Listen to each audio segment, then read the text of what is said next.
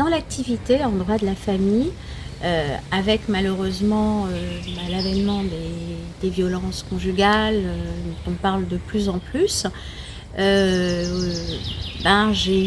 rencontré dans le cadre du travail plusieurs femmes d'âges vraiment divers et variés qui sont venues me consulter, euh, ne sachant pas quoi faire pour des problèmes de violence assez graves. Euh, un peu de violence physique, mais énormément de violence psychologique. Et j'ai commencé à suivre 1, 2, 3 dossiers. Et puis j'ai pris des ordonnances de protection. Et puis je me suis mis à travailler en partenariat avec des associations, puisque ces personnes-là, à la base, elles ont un suivi psychologique. Et puis également, je dirais, administratif pour les domiciliations, pour les démarches administratives, d'obtention de caisse d'allocation familiale et autres. Donc elles ont un suivi assez important dans des associations. Ces associations sont référenciées au sein des commissariats de police, puisque la première démarche, pour pouvoir franchir le cap, c'est aller au commissariat pour raconter ce qui se passe. Et à partir de la plainte, il va y avoir tout un mécanisme qui va s'enclencher. Elles vont être renvoyées auprès de différentes associations qui vont elles-mêmes les renvoyer parfois chez des avocats.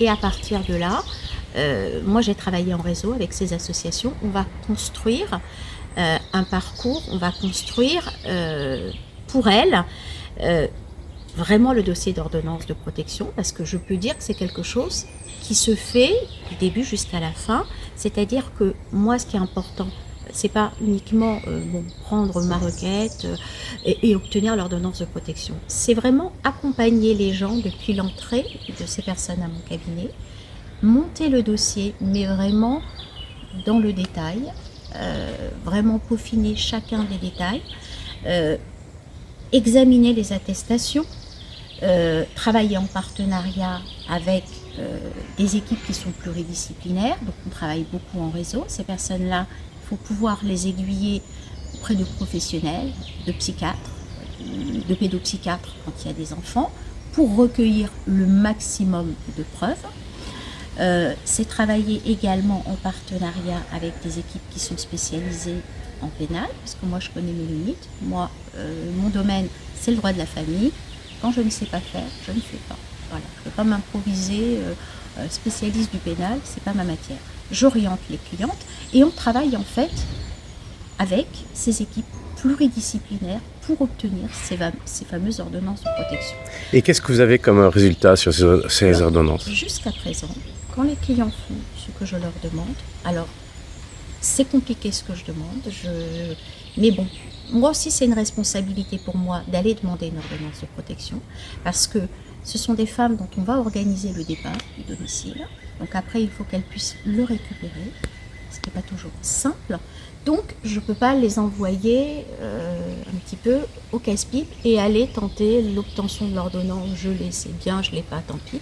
Donc vraiment, moi, il faut que je puisse m'assurer, parce que j'ai une conscience professionnelle, je sais que ce sont des femmes qui se reposent entièrement sur moi, donc il faut, moi-même j'ai la pression, il faut que j'obtienne l'ordonnance de protection. Donc je les fais énormément travailler. Alors, certaines d'entre elles, je suis franche, elles ont franchi le cap du cabinet, quand elles ont vu tout ce que j'ai demandé, elles ne sont pas revenues.